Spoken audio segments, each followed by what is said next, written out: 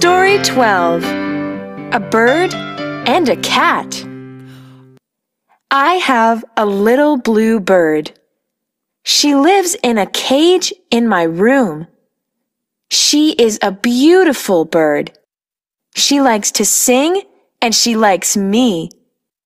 But she does not like my cat. She is a happy bird. I enjoy listening to my bird singing. But when my cat comes in the room, the bird stops singing. She is quiet.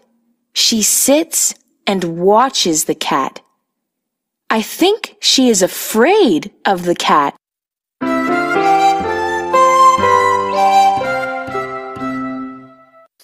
Help! If you want to shine tomorrow, you have to spark today. 10 minutes a day goes a long way. Thank you for watching and see you next time.